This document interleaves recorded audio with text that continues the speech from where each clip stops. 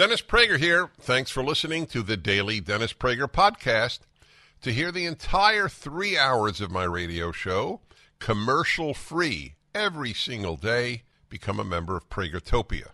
You'll also get access to 15 years' worth of archives, as well as the daily show prep. Subscribe at pragertopia.com.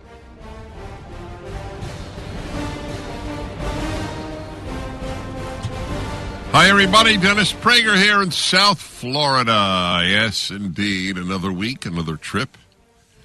This is a special one. It is my grandson's bar mitzvah. It is hard for me to believe, to be honest. First, I couldn't believe I'm a grandfather. I'm a kid. What are you talking about? It's not possible. And now that kid is 13. Yep.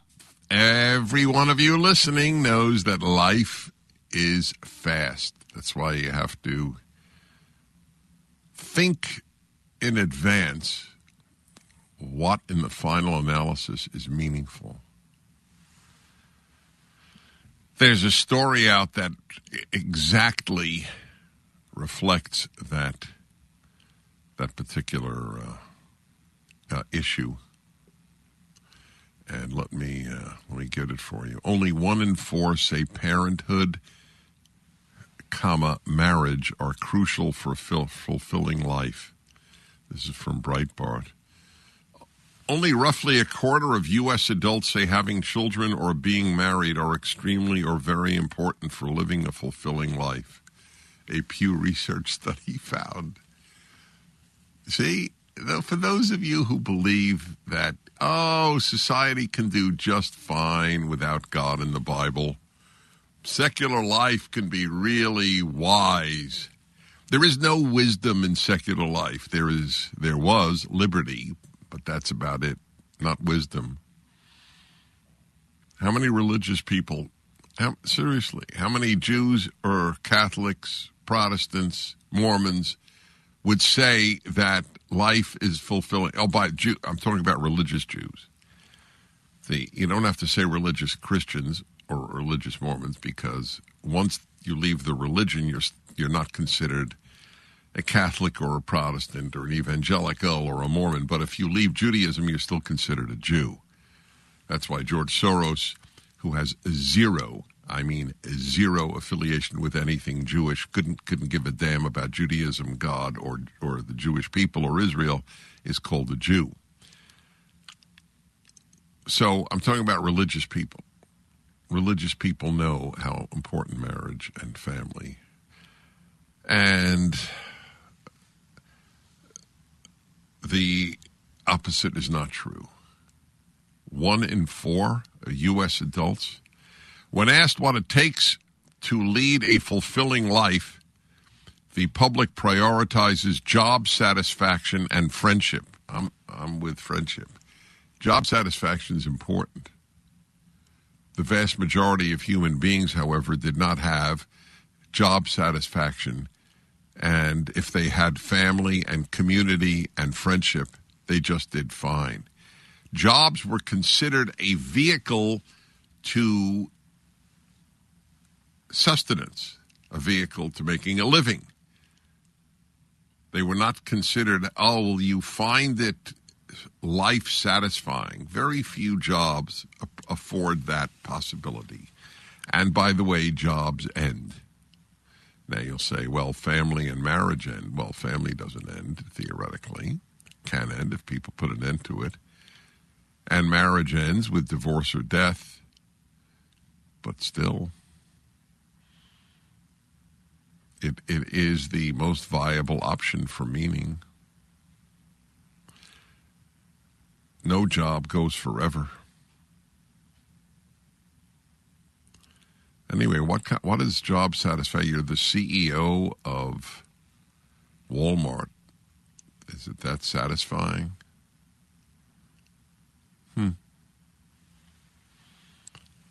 Some 71% of all adults say having a job or career they enjoy is extremely or very important in order for people to live a fulfilling life.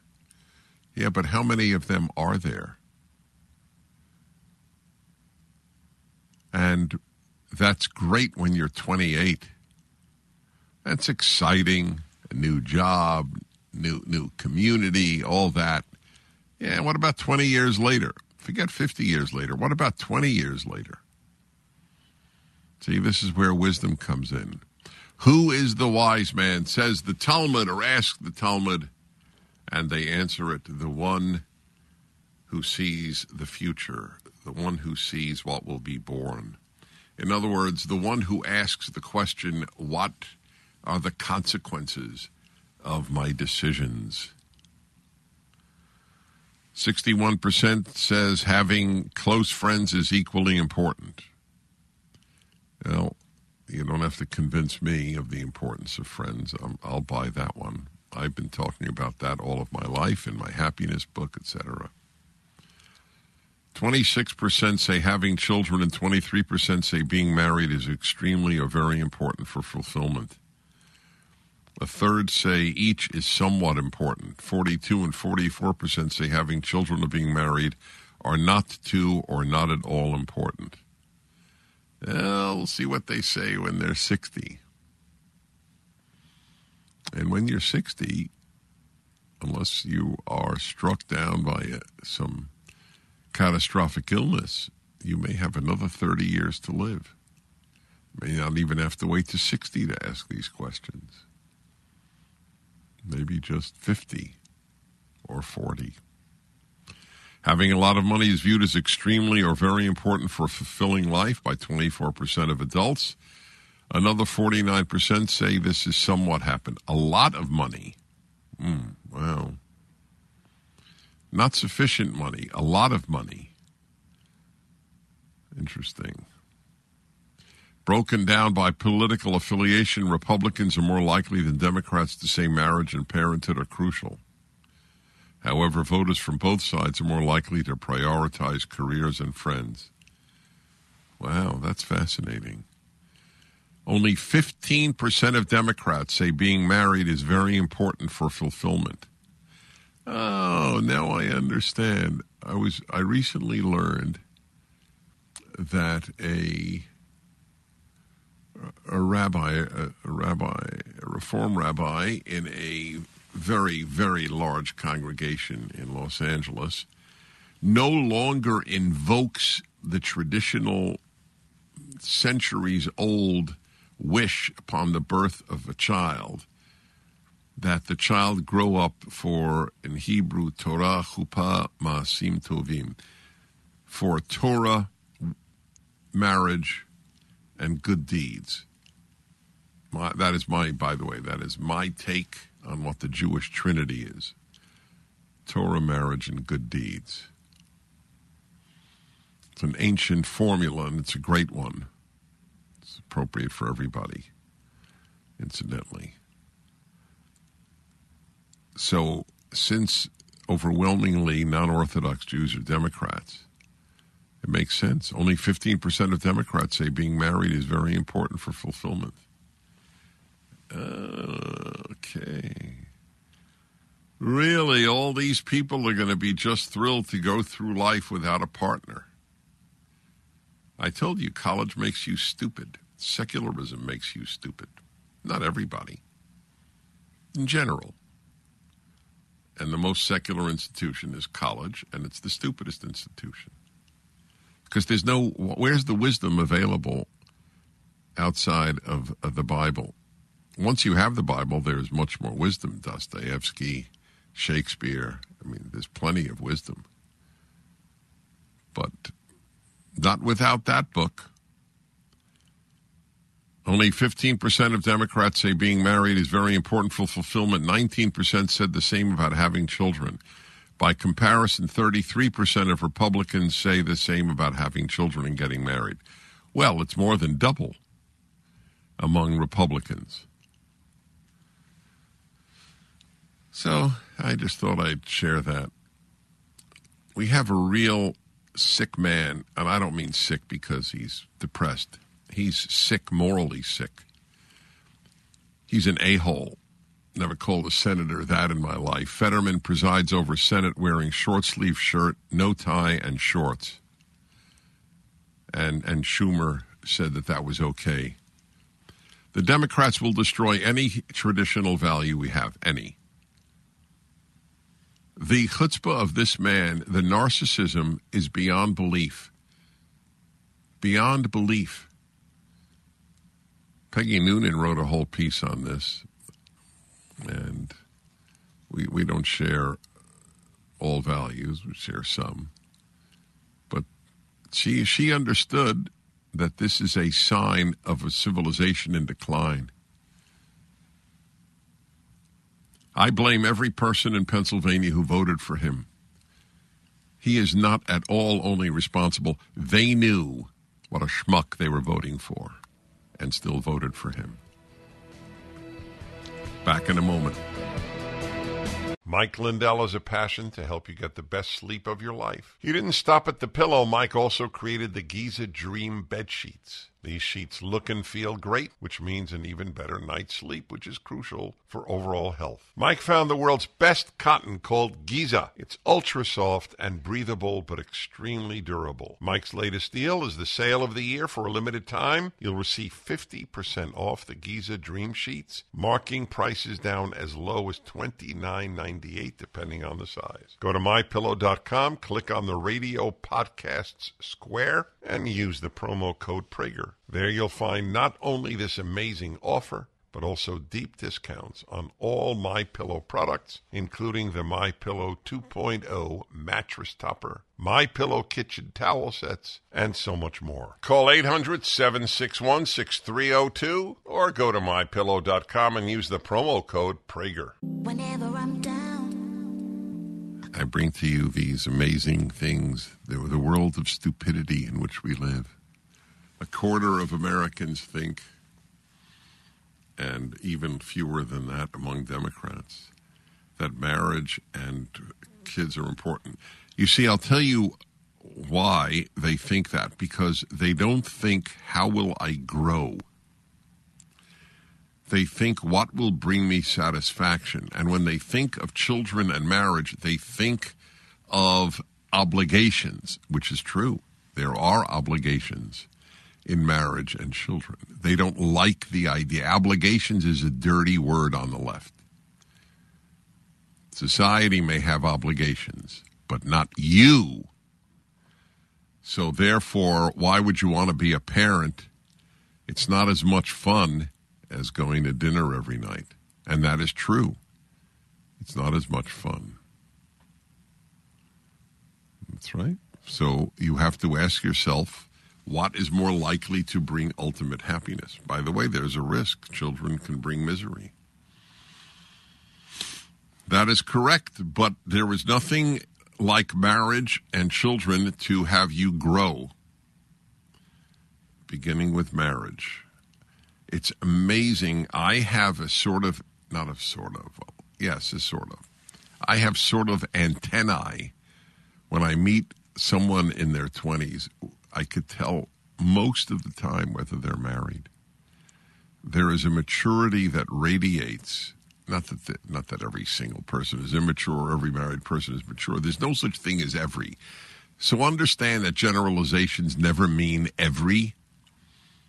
But in general, which is a very important concept, in general, that is indeed the case. It makes you grow. Every one of you knows that marriage matured you.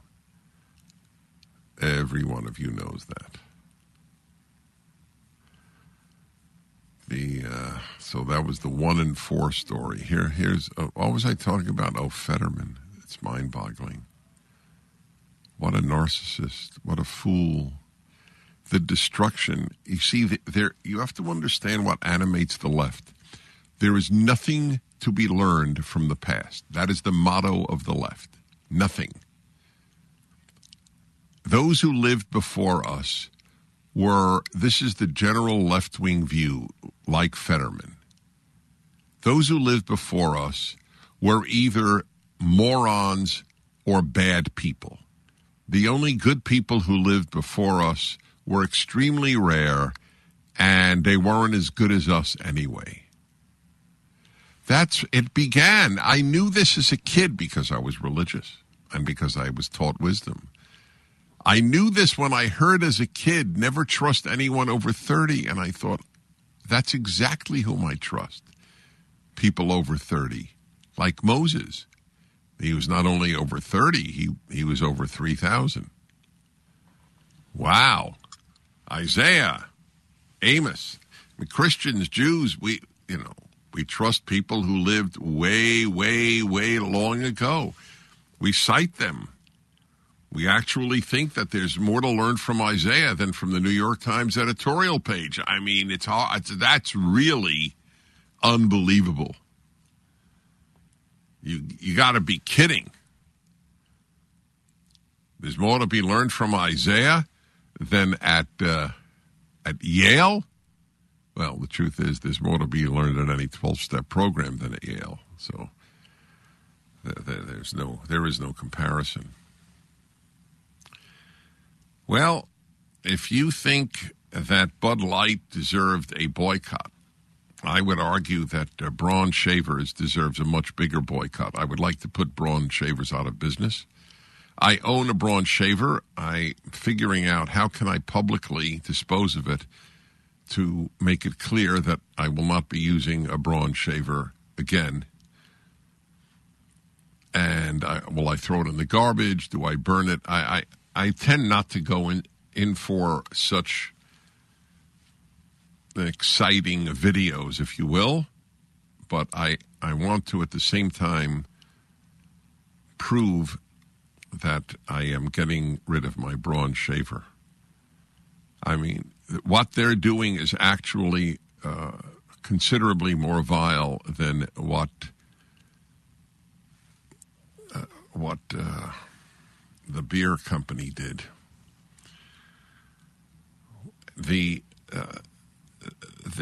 This shaver company.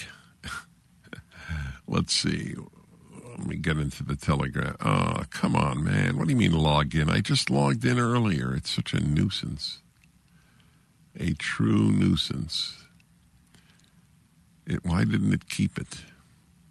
All right, let's hope this works, my friends. Oh, boy. Hello, Dennis. Select OK to continue. Oh, my God, it's endless. Braun advertises men's trimmers using trans model. A woman who cut off her breasts is shown without a shirt on using a Braun shaver.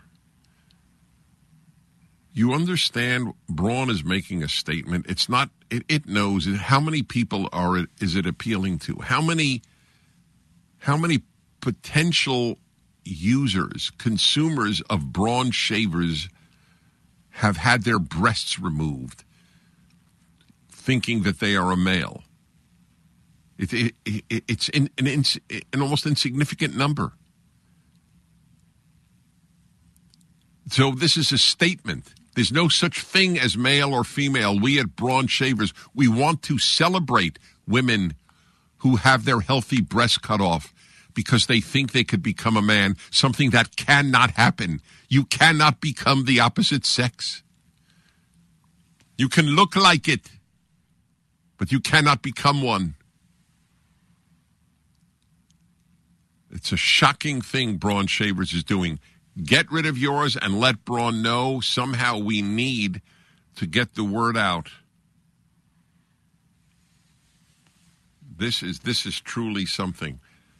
This is a good example. You say, what can I do? Here's something you can do. Get rid of your Braun shaver. Make sure that everybody knows it on your Facebook page. This is an act of evil on that company's part.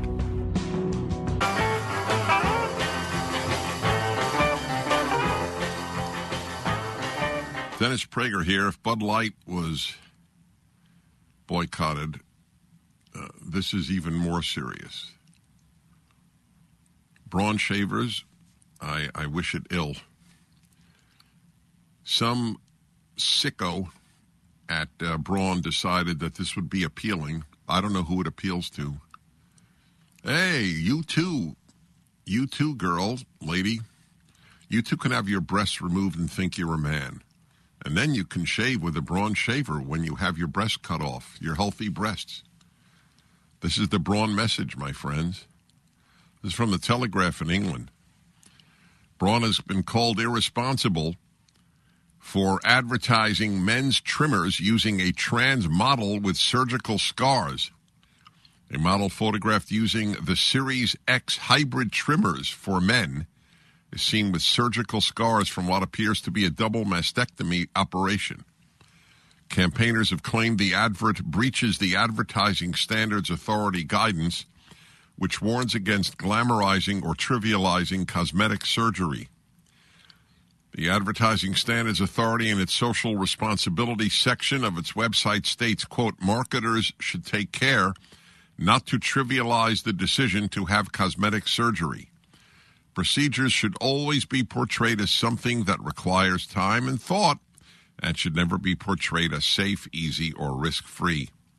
Maya Forstater, the executive director of Sex Matters, said, promoting the removal of healthy breast tissue is not only shockingly immoral, but against advertising standards guidance to not glamorize or trivialize cosmetic surgery. Can you imagine, by the way, if some advertiser years ago had used a model, for whatever reason, a female model who had a breast implant, says, isn't this great? Aren't I better looking or cuter or sexier now with bigger breasts? You know what the panic that would have induced? But removing breasts, that's fine. Breast implants, that's not fine. But this is fine.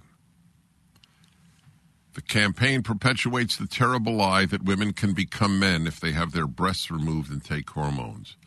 That's Maya Forstater of Sex Matters. Braun executives must have been living under a rock if they think that this campaign represents, quote, inclusivity.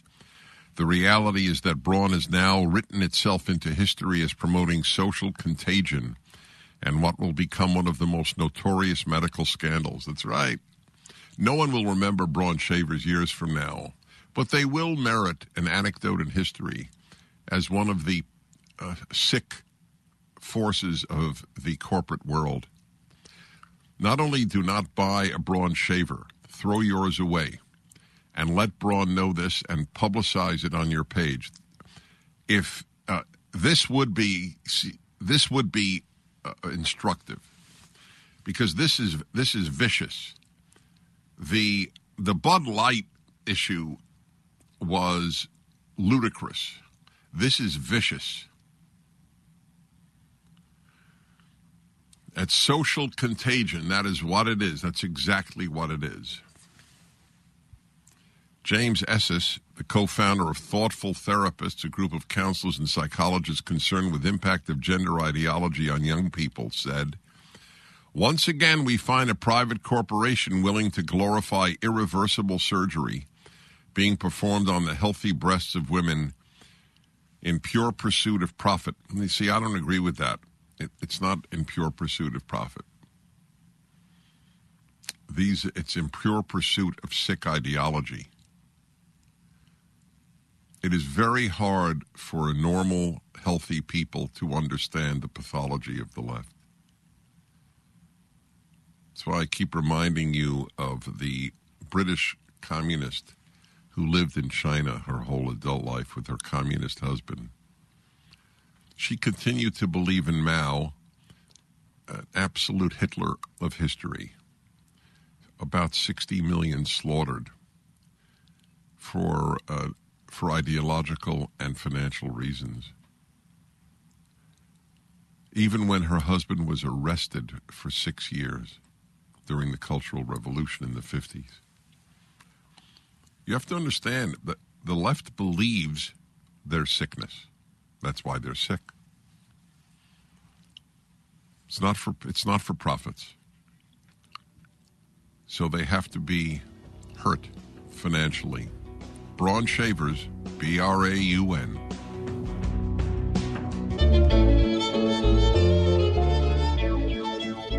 It's funny, not funny. Take that back. It's not funny at all, but it's coincidental that I brought to you another two arenas where the left is destroying everything precious. Where Braun Shavers is now advertising a woman who had her breast cut off, showing her scars on her chest while using a Braun shaver. That is a sick, despicable company. You are a collaborator in destroying young people's lives if you buy a Braun shaver. It's as simple as that. Much worse than what Bud Light did. Much worse. I can't think of something more perverse. Let's celebrate girls getting their breasts cut off. Wow. Please get the word out. We're putting up the articles on my website so you can send them along. Just send them along. And ask, do you think it's moral to use a Braun shaver?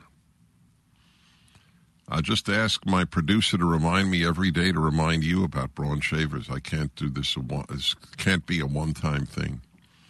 And then Fetterman, this despicable man who craps on standards, on tradition.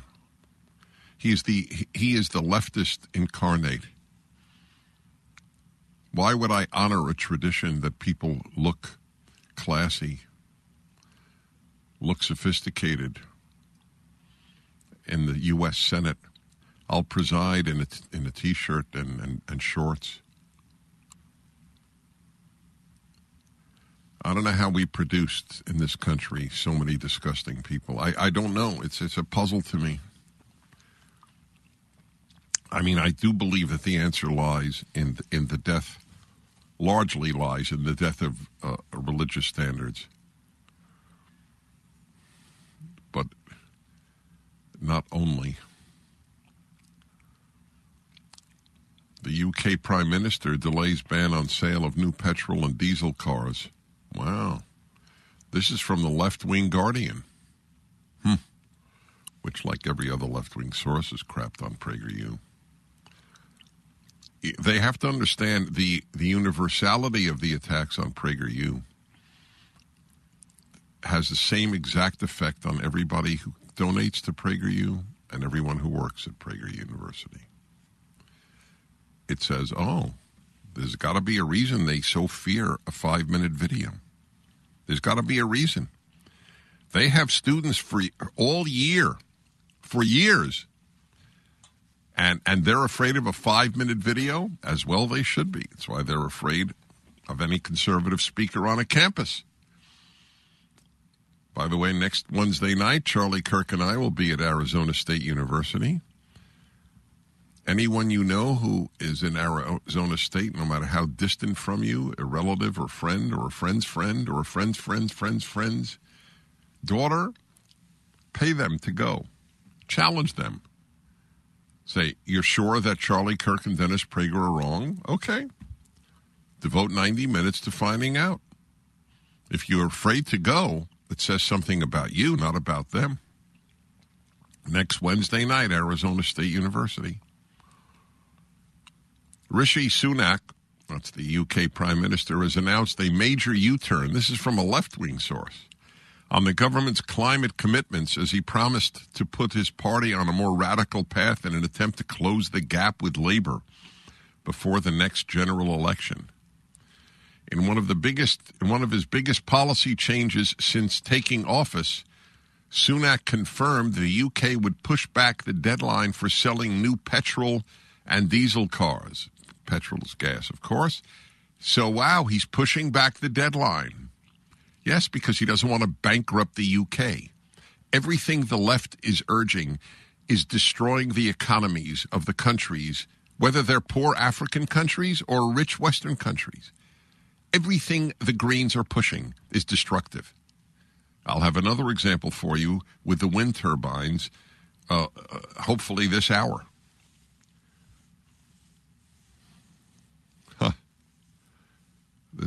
Boris Johnson is a true buffoon. Some senior Tories, led by Boris Johnson, criticized the move, with the former prime minister warning his successor that he, quote, cannot afford to falter now because heaping uncertainty on businesses could drive up prices for British families. What does that mean? What does that even mean? I don't understand what that means. What else did what else did the government in Britain want to do aside from banning new petrol or new gas and diesel cars? Phasing out gas boilers, prompting furious condemnation from the automobile and energy industries. How about from people with common sense? The move was met with despair by climate scientists and environmental experts. The Guardian leads you to think by that sentence that all climate scientists, environmental experts are in agreement on this. They don't report to you dissent. The left never reports dissent. The left has never allowed for dissent. Liberals allow dissent. That is how you know one of the differences. This is one of the ways of knowing the difference between a liberal and a leftist. Do they allow dissent? The left never does. Sometimes liberals do. The former U.S. Vice President Al Gore, a true fanatic, very wealthy fanatic, I might add, said Sunak was doing the wrong thing.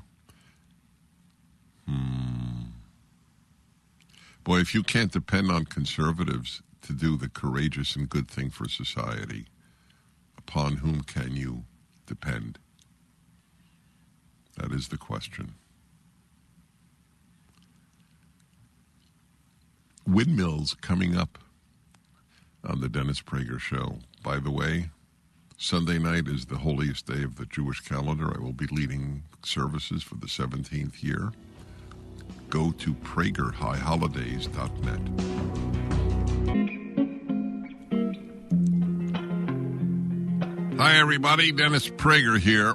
I want to read to you one more sentence from this article in the left-wing Guardian. I only emphasize left-wing so you'll understand it's not a right-wing source. About what is happening in Britain.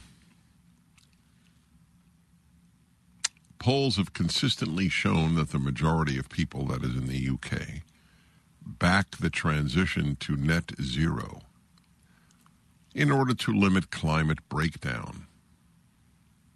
That's a new term, climate breakdown. I don't know what that means. Although that support starts to wane if costs are piled on consumers.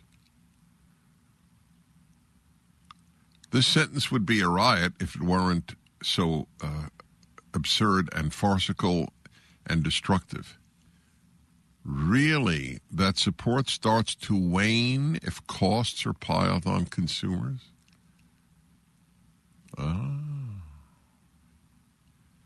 If, in fact, costs were not piled on consumers, it would not be an issue.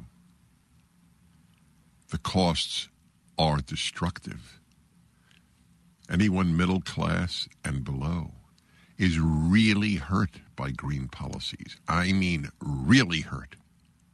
That's why it's a rich man's movement, the environmentalist movement. Rich leftists who are, to boot, phonies. Their aim is to destroy the West as we know it. It is not environmental. If it were environmental, they would be for nuclear power. That is the proof their aim is destruction. They don't like the fact that you are independent when you own a car. They want you on a bicycle. They want you in public transport. They don't want you in a nice house in the suburbs. They want you in a small apartment in a city. That's what they aim for. They use the environment like communists use workers and feminists use women. And teachers' unions use students. It is all a left-wing agenda in the name of some group that buys the lie that the left is for them. Oh, so you're for the left-wing environmentalists until it hurts you? What a foolish proof of ignorance on the part of most people about how it will hurt. I didn't get to the windmills. I have to wait till next week. As I was noting, Sunday night, Monday, the holiest day in the Jewish calendar, I will be leading services. If you're interested in attending, either through the internet, anywhere on earth, or live, go to pragerhighholidays.net. And we continue with the Happiness Hour. The Dennis Prager Show, live from the Relief Factor Pain-Free Studio.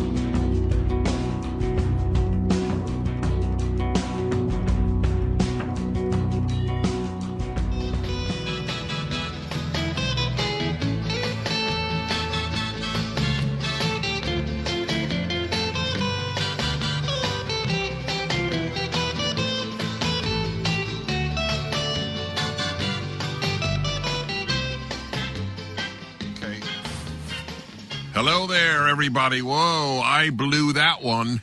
Ha! Do we have the happiness theme on, or did we already do it?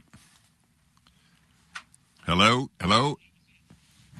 I missed it. I can't believe it. Folks, forgive me. I am in Florida. I got sidetracked. And I can't believe I didn't sing along with the happiness theme.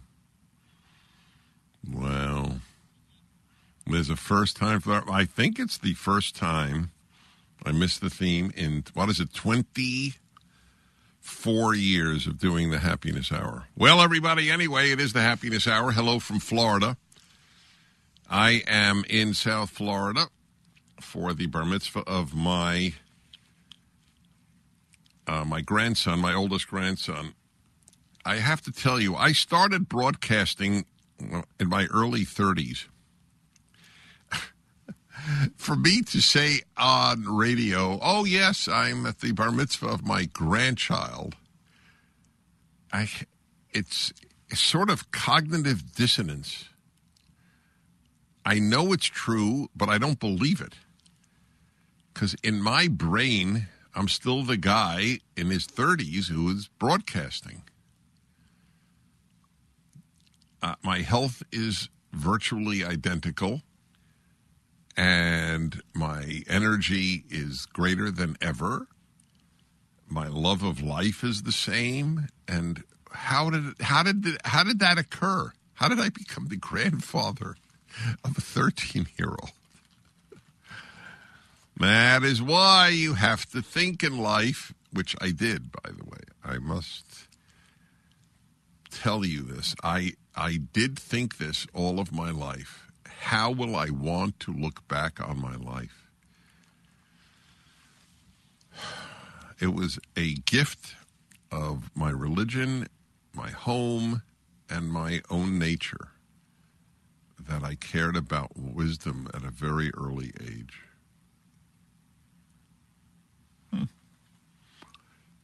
Most kids don't think, how will I want to look back at my life?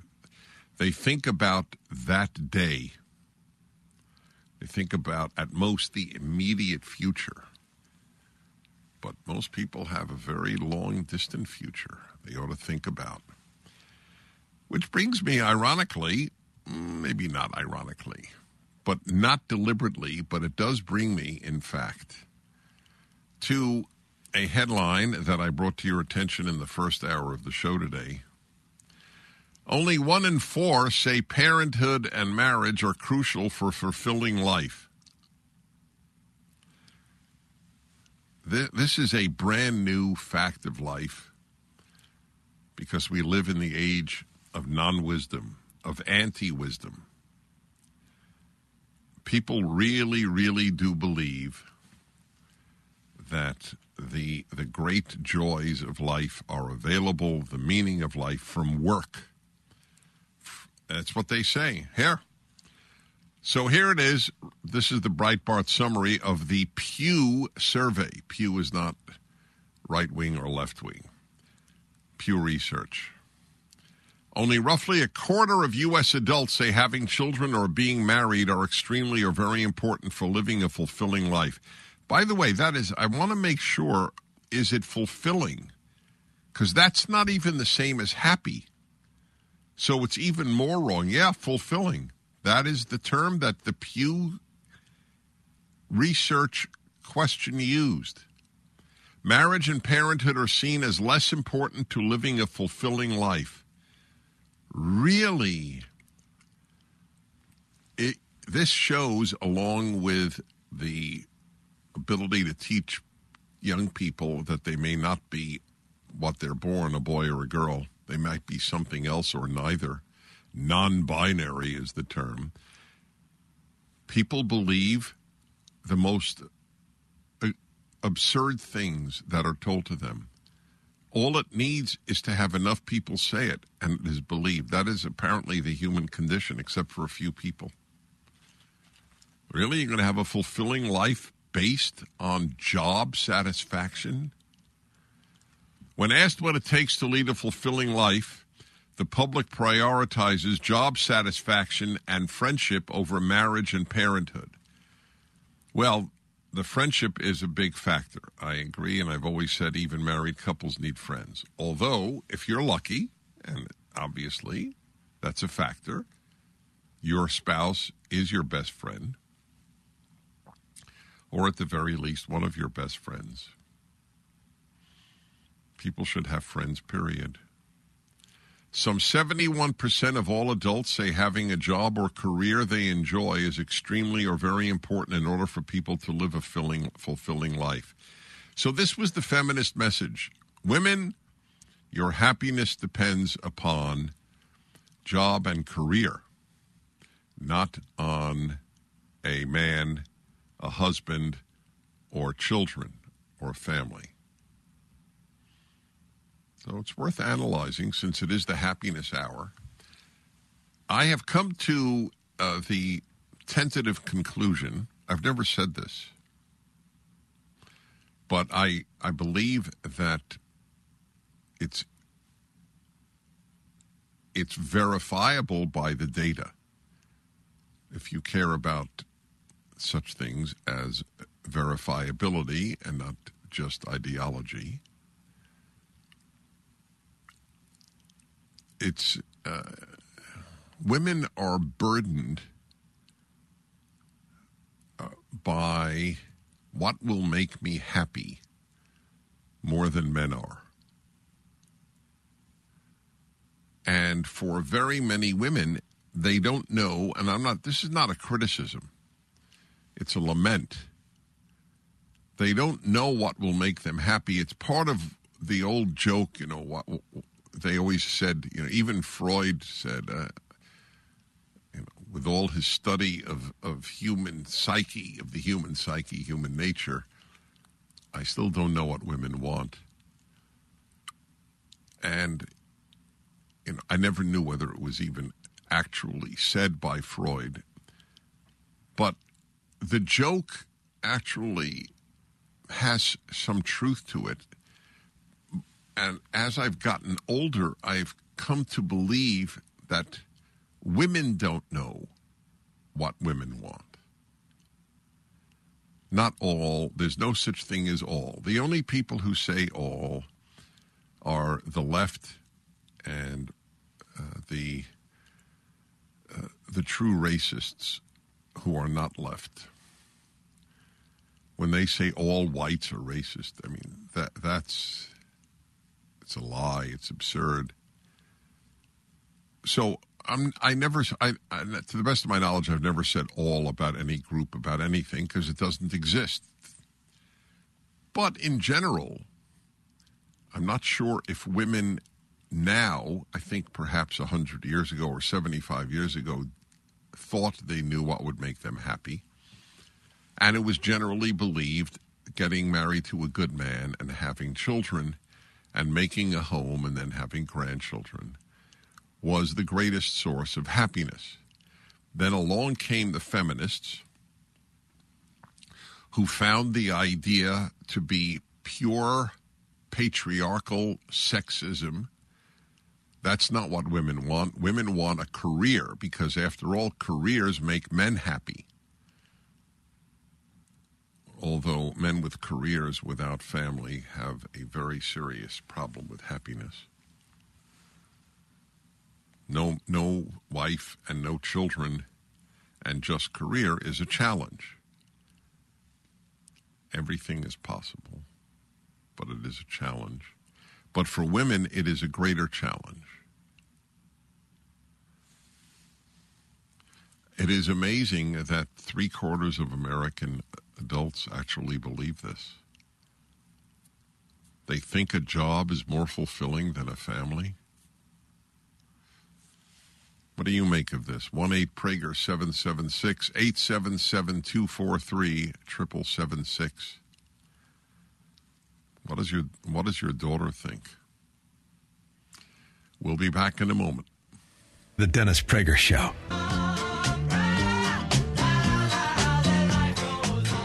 Hey, everybody.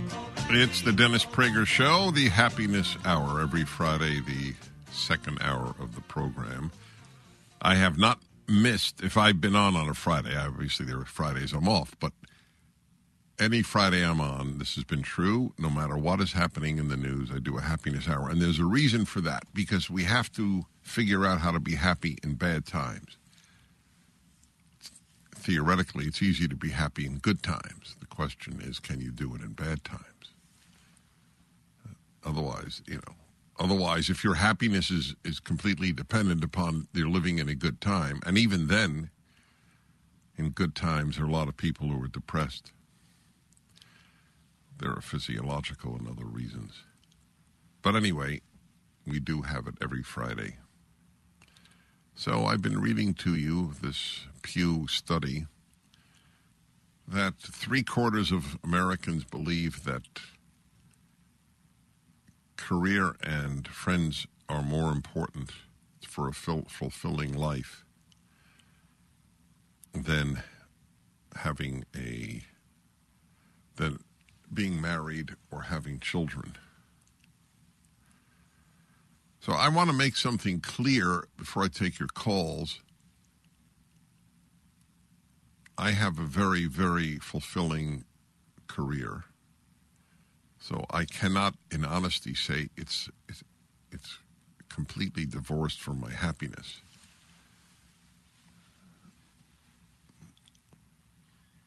So there are two questions to be posed then. First, would I be nearly as happy if I were not married and did not have children compared to how I am now? No, they are a very important part of my happiness. And B, is being a man different from being a woman? In most cases, not all, does work bring more importance to a fulfilling life to most men than to most women? I think the answer is yes, with the understanding that it is to most and that there are a handful of jobs that are so meaningful that they can do that. But those women that I know with exceedingly fulfilling lives in career are all married. In fact, all have children. And they would be hard-pressed to say one is more than the other at the best. But that's the point. These people say that parenthood and marriage are not crucial for a fulfilling life. That's the point. And the number of truly fulfilling jobs is not great. Most jobs you can make fulfilling if you like, and you should, but they're not intrinsically fulfilling. So I thought that those things needed to be mentioned in the context here.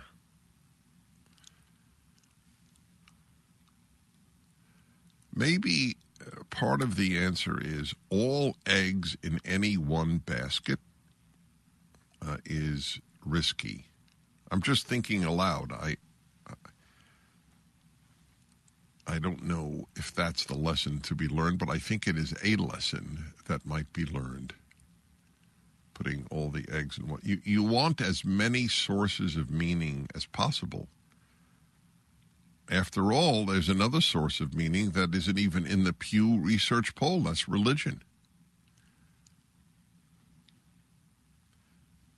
By the way, I don't know if religion can be, for most people, the sole source of fulfillment in their life.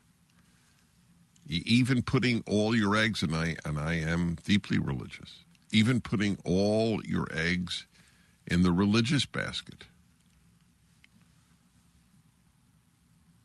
I like the Jewish Trinity. Torah, Chuppah, and Maasim Tovim.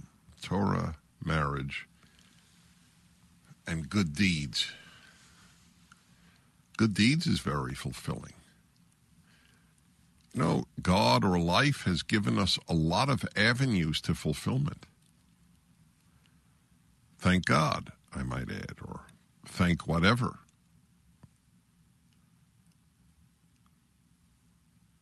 And for most people, I'm not sure that job is as powerful as the other things. Okay, let's see what you have to say. Louisville, Kentucky, and Mark, hello. Hey, Dennis, I love your show. I just think of Jacob and Esau. Correct me if I'm wrong, didn't Esau sell his birthright for the immediate satisfaction of a bowl of lentil soup?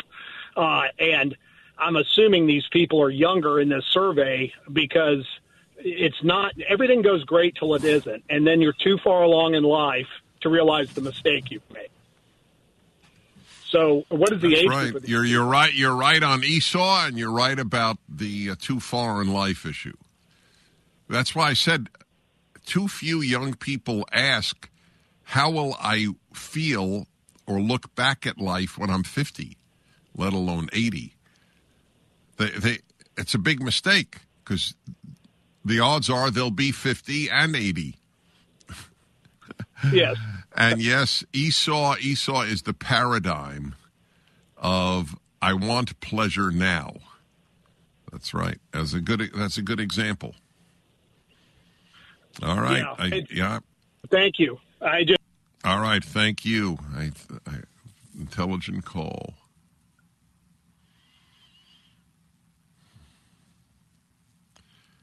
Religion, marriage, good deeds. Very powerful combination. I'm actually going to be speaking on that at my grandson's bar mitzvah. They've asked me to speak as the grandfather and as one who does speak a lot. I will speak about what I call the Jewish Trinity. America as a Trinity, in God we trust, e pluribus unum, and liberty. The Christian Trinity is the best known, the Father, the Son, and the Holy Spirit, or Holy Ghost. Well, Judaism has one. It's said from the beginning of life to every newborn, may you grow up for Torah.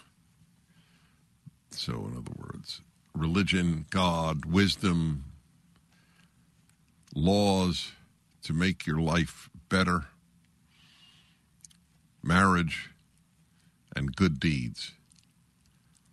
If you've got a better trinity of personal life, I'd like to hear it. But that's a good one. 1-8-PRAGER-776. Go to PragerHighHolidays.net. Sunday night is the holiest day of the Jewish year, and I'm conducting services that night and the next day. You can attend or watch on stream. PragerHighHolidays.net.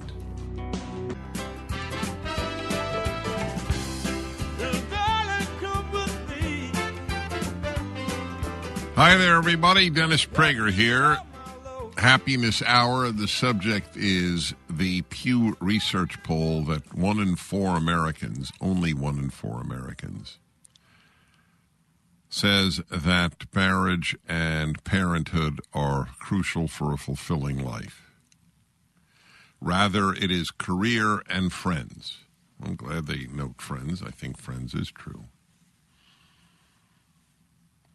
So I would argue that ideally that is exactly what you have,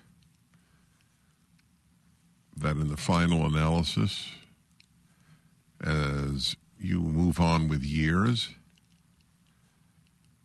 that you realize that that is important. Ironically, especially marriage. A partner in life is a big deal. Children should not be there to assuage your loneliness. They can't do that. It's not a role that they can play. They can bring joy, a sense of accomplishment, of course, added love, ideally, many things. But see, it's an interesting thing. Why have children? I think I should discuss this at length because I've talked about why get married so often, but why have children? We don't think any longer about what do I owe society. It's all about the self. But the societies that are not having children, like Japan and Germany, ironically, the two major enemies in World War II, they're not having children. They are, over the long term, disappearing. Italy as well. The United States, were it not for constant immigration, and I am not for open borders, but I am for truth. Americans are also not reproducing, not at the level of Japanese and Germans and Italians, but it's a serious issue. We owe it to next generations to reproduce, among other things. Okay, let's go to Debbie in Louisville, Kentucky. Hello, Debbie of Louisville. Hi, Dennis. I hope you're doing well today. I am, thank you. Thank you.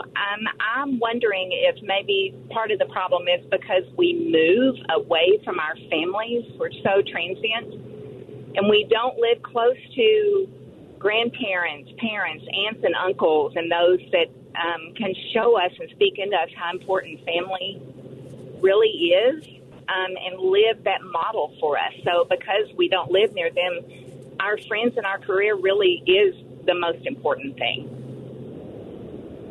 It's a good point. Is that true in your life? Actually, with one of my children, yes. Yeah, he moved. He was close to, lived in Louisville near siblings and moved away, quite a distance away. And so his career really has taken a front seat.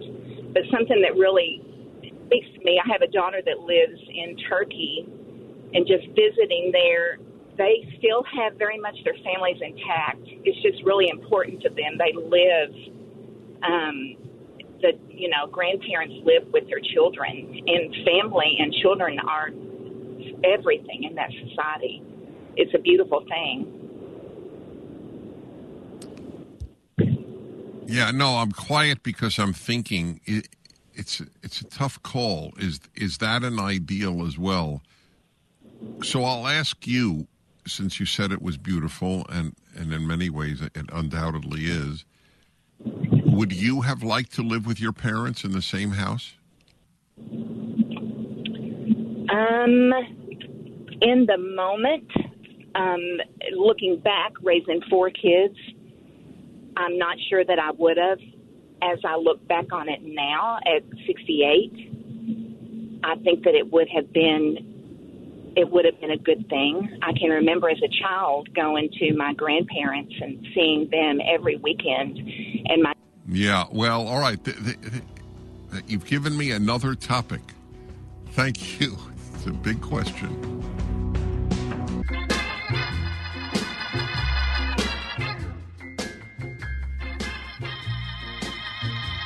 I'm awaiting the signal here in Florida.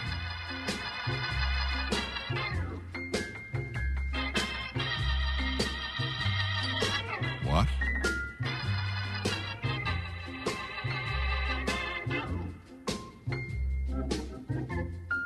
So there's no music background, is that correct, Sean? Oh, that's what I was waiting for. Enjoy the music, everybody.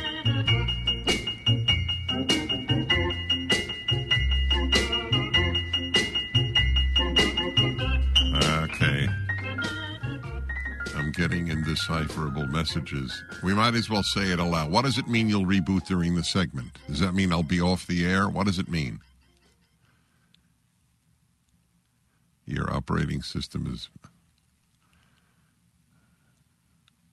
I'm on. Okay. Hi, everybody. Welcome to the hour. You set the agenda, whatever is on your mind. Obviously, I am not in studio. I am on the road again, as almost always, which is fine. This is not a complaint. I am very lucky to be on the road, to be wanted to be on the road, and to be healthy enough to do it. That's all I think about, how lucky I am. You know the question that people ask when they suffer, why me? I think people, when they have it good, should ask the same question, why me? It's an important attitude to have. And I'll tell you, by the way, why it's a double joy, because I'm here in Florida, because my grandson, my oldest grandson, I only have two. I don't know if the word only is appropriate. It's not a lament, it's just a fact. And the older one is having his bar mitzvah this weekend. So I can't believe that I have lived to see this day, in that I always thought I'm a kid. Kids don't have grandsons, let alone grandsons who are 13. So it's quite something to see your values continue on 2 generations. There is a certain sense of, I don't know what it is, peace. That's it. I knew I was looking for the word, and that's what it is. I purposely avoided the word achievement. It might be an achievement, but that's not how I regard it. I regard it as giving me peace. Because I see the angst in parents whose children and or grandchildren do not have their values, and my heart breaks for them. It's part of my anger at what the elementary schools, high schools, and colleges have done to so many American children. Warped their sense of values. Anyway, welcome. This is the hour. Whatever you want to talk about you, about me, about life, about death, and, of course, about audio equipment, photography equipment, fountain pens, classical music, and cigars. Not bad. My track record in remembering those 5 items is about 50%, I would say. But more recently, I have been remembering them. I've been on a hot streak. There's no question about that. The more things that bring you joy, the happier your life. I have never been, maybe I should do that. You know what? Let's have that as a happiness hour subject. It will, I think it will trouble a lot of people. And I won't be doing it in order to trouble you. But I do, when I think about it, putting all your eggs in one happiness basket is risky, to understate the case. Interesting subject. Okay, let's see here. Northridge, California, and Russ. Hello, Russ. Oh, Dennis, hi. Hi. After Will Witt spoke, we were talking about religion being the best, a Bible-based government being the best form of government. And I thought about that later, and I was thinking, enlightened self-interest, even with marriage, like you were talking about at the end of the last hour, if rather than saying it's good for society, if we tell people how it's good for them, I think it's the best way to convince people. Belonging to a religion, for instance, why it's good for you, not just for society. And that's all. Okay, yeah, well, that's been a big part of my life. All I was saying was that it's not enough for us to ask what is fulfilling for me personally as what is better for society. It's not asked anymore. Nobody asks that. The classic example is John Fetterman, a truly destructive human being who presided over the Senate wearing shorts and a T-shirt. There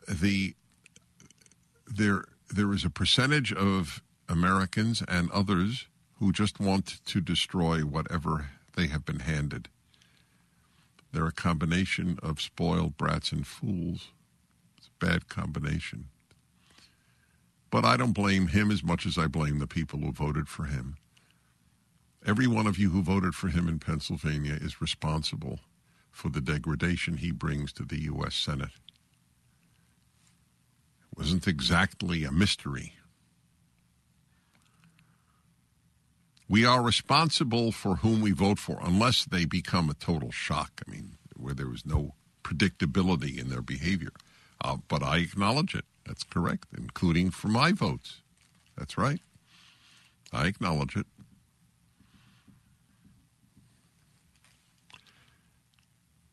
So we don't ask any longer what is best for society. And as a result, the society suffers. That's pretty clear. All right, let's see here. Also in L.A. is the name, let's see, Anki, is that your name? Anka. Anka. Hi. Yes. And we spoke before that it gives you peace to be at the bar mitzvah of your grandson. And you spoke at our synagogue probably about 35 years ago, to the parents, and the crowd was like minuscule. I think you mentioned that it was the smallest crowd you had ever spoken to. So in the meantime, my oldest one, who then attended the kindergarten, because you spoke on the sending your children to a religious school, we did, and all three of my children were bar and bat mitzvah, and I have now 4 grandchildren. And in the segment before, you mentioned I am actually one of those rare creatures. My daughter is living with me with her 3.5-year-old twins. So my house. So wait. So she's a single mother? Well, there is a dad definitely in the picture, but they are living with me. They had. All right, because you said she. Forgive me. You said she is living with me. The father does not. So live that's here. why. Yes. Exactly. So but are they? Wait. Are they separated? They're not married. They're not married. Okay, well, they're not married. Wait. Yeah. There are not married people who live together. They're not married and don't live together. I'm just trying to get the right picture, because if a woman, look, my wife was a single mom when I met her, and she was living with her mom, but and her mother is a special human being, but that was not what she would have argued was the ideal life for a woman, to be raising children in her mother's house. And so I'm not arguing with you. I'm just noting that the question last hour was when somebody called and said their child is living in Turkey, and in Turkey it's very common to live with your parents your whole life, or at least until they die. I was saying, is that really what we want? Do we want our children to live with us? Well, let me say this.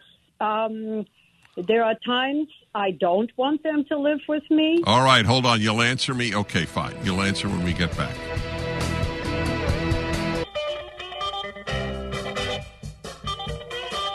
This is whatever is on your hour. No, this is whatever is on your mind hour. It's also the whatever is on the hour mind.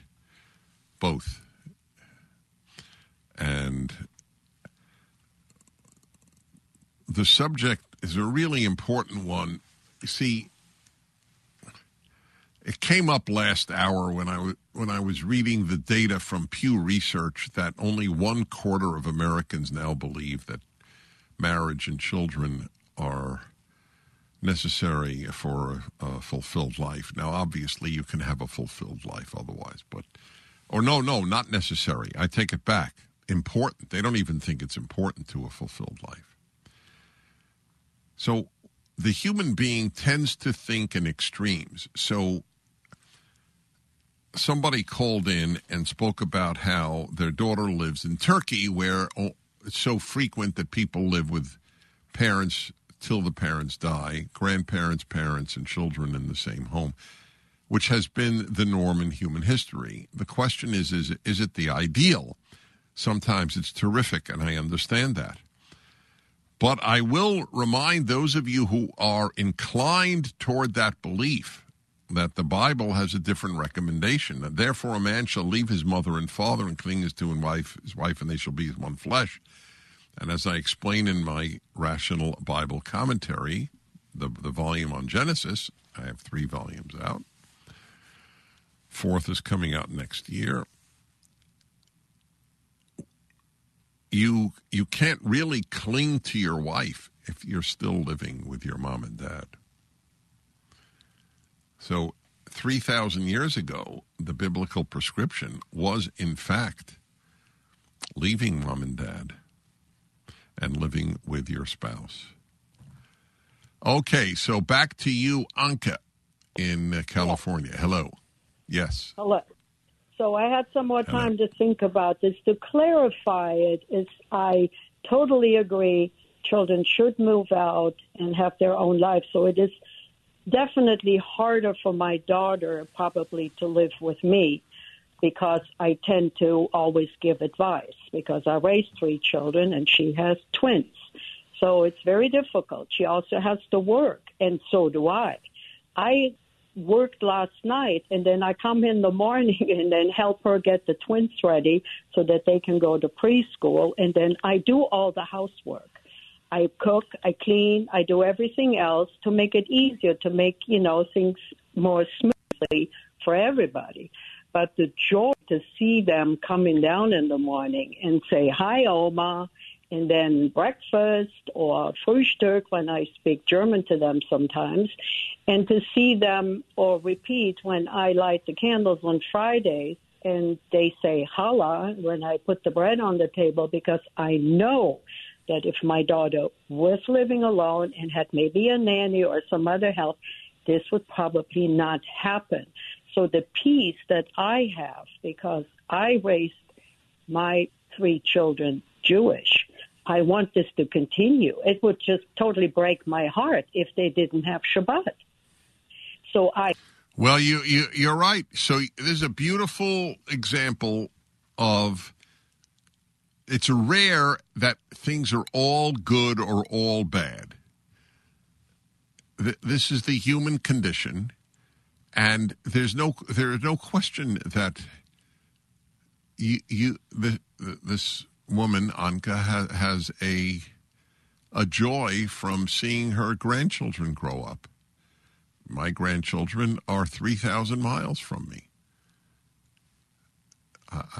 So my son has the ability to live, obviously, with his wife on their own, and it is a blessing.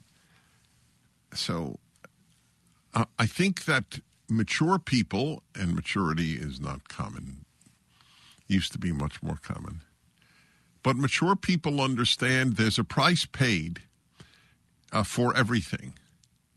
Price paid for your children's independence from you. There's a price paid for your children's dependence upon you.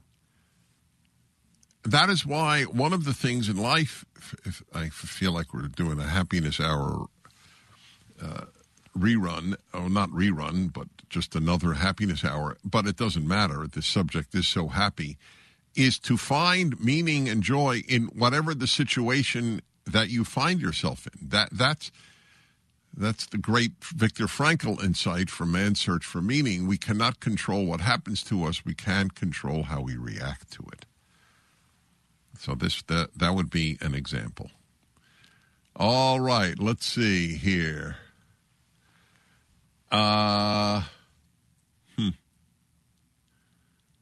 Let's try to get something on a different subject for a moment. All right.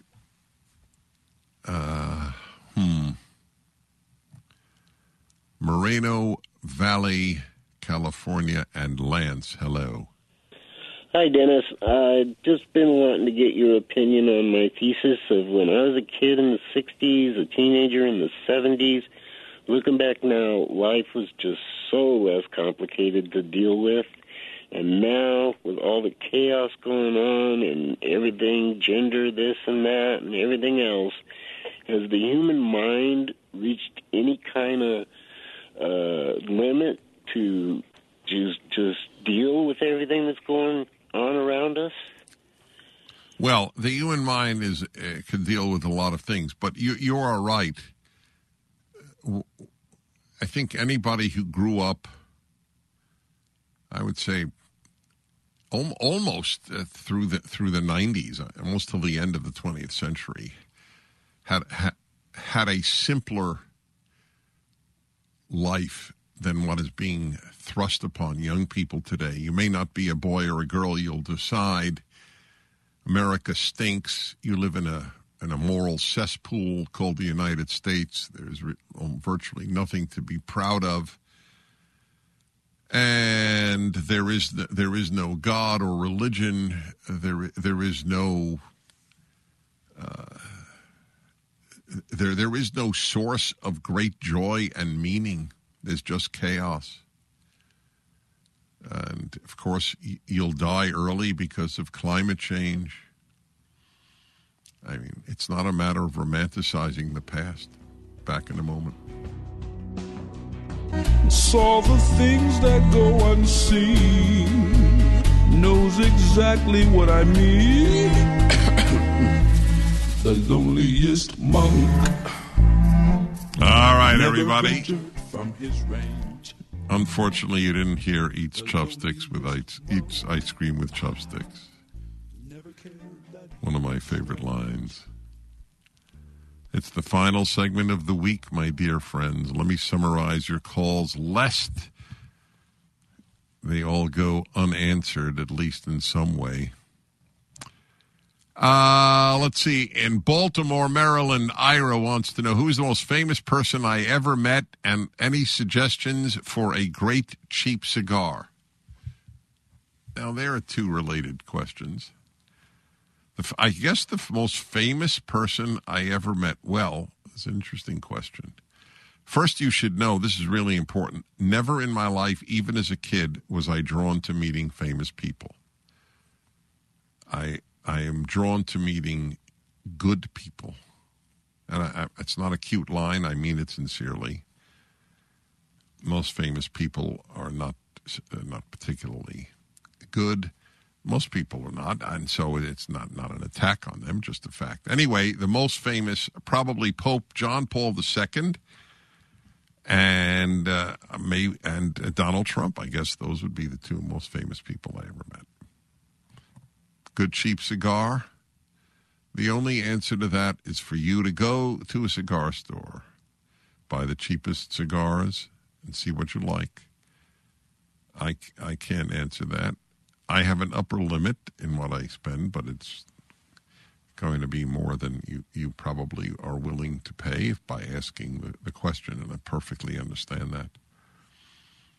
When I was, let's see, in my 20s, cigars were $1.50, and that was considered a serious amount of money.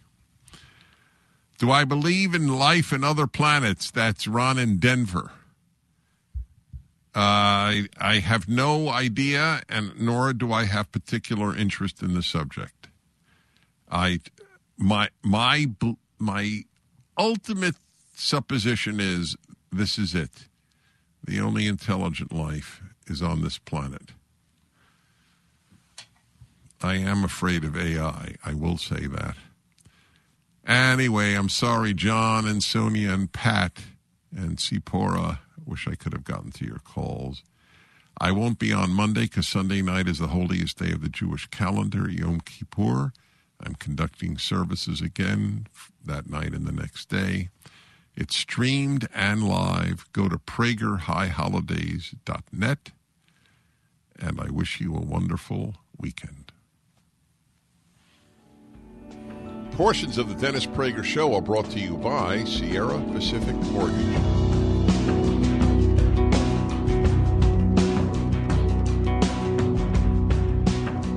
Dennis Prager here. Thanks for listening to the Daily Dennis Prager Podcast.